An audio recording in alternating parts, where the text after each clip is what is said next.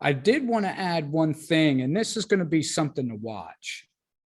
Whether it's a personal household or a business, over the past 2 years, we've had a lot. A lot of people are calling it free money, right? The government's been giving a lot of money out. I'm not taking either side of that discussion, but I think we can all agree that there's been a lot of money being handed out in the past 2 years since COVID started. Well, that seems to be coming to an end. And really a number that I'm paying attention to that I think is really important, you and I have discussed this before, is the average debt level for the average household, right? Right. So for the first time in a long time, through the pandemic, we actually saw savings go up and debt levels go down. The weirdest thing, right? I mean, how in the world did that happen? No, we were apparently in a pandemic, but the average person had way less debt and way more savings. Very odd. Right. And Well, go I ahead. think you're right. Government tax credits and stuff like that, and stimulus payments and checks and stuff like that. I mean, that definitely made a difference. But then, you could argue that injecting all that cash into the economy contributed to the inflation that we're feeling now too, right? Yeah. Yeah.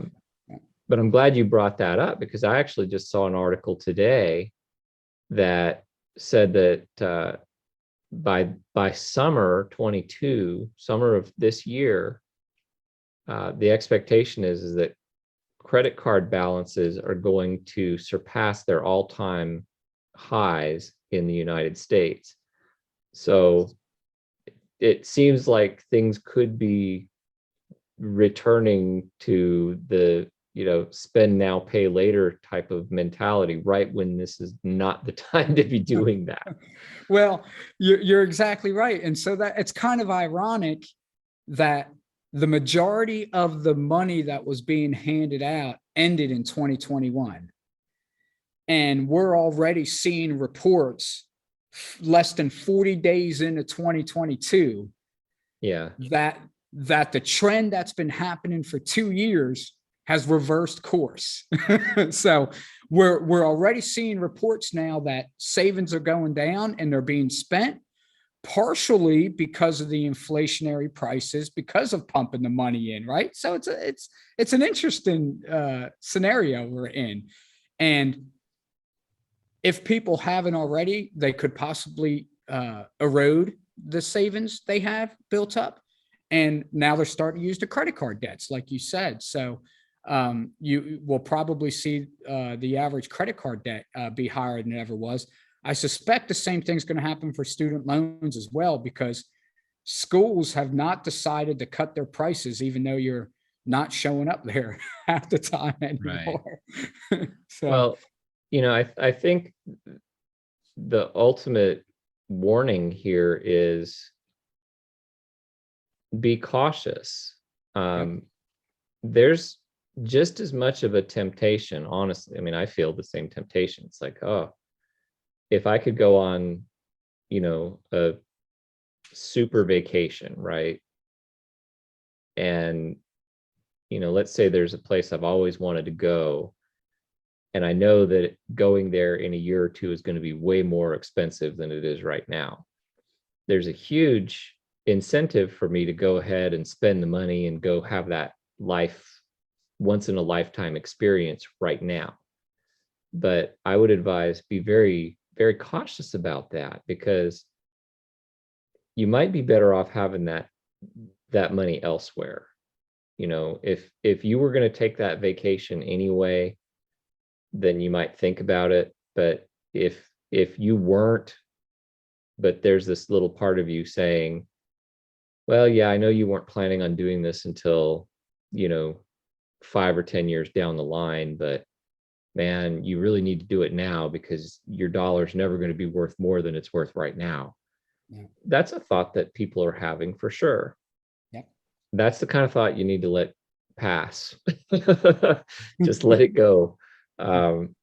because you don't need $10 or $15,000 less cash right now. You don't need $10 or $15,000 more credit card debt. The debt is especially daunting right now. And things like credit card debt, because most credit card debt is not fixed. That the interest rates are variable. So when you get to a point where your interest on a credit card purchase is going to go up with the interest rate increases, you could borrow now, but it's just like borrowing when the money's more expensive, because the cost of your borrowing is going to get more expensive with time. So don't do it. Just be very, very careful about that. If there's a way for you to get out of unsecured variable interest rate debt, get out of it. And if you're in a house right now with one of those adjustable rate mortgages, this is probably a good time to think about getting into something that's at a fixed rate and leave it be, because for interest rates potentially in 2022, it's going to be putting a hurting on your bottom line when it comes to your debt expenses. So got to be cautious about that. Yeah. Well, you're spot on. And anybody that has any credit card debt or variable debt or any personal loans out there unsecured, I would be attacking them right now, because if they're not fixed, the rates are going up, and that's personal and business. So, I mean, just to keep it simple, regardless if your personal business, clean up your balance sheet. Take this opportunity to clean up your personal balance sheet or your business balance sheet. We each have one. Everybody has one. And get rid of, look, what we're doing here, what we're talking about is limiting your exposure, right? Yeah, headwinds are coming. We don't know how bad, we don't know how good, but we know things are changing.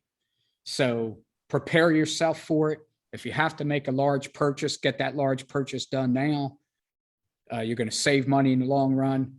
If you have variable rate, get rid of that before the rates go up, because it's going to change. I mean, you should get rid of it anyway in a good functioning society, but now you have a little bit more incentive to get rid of it. The Purposeful Podcast.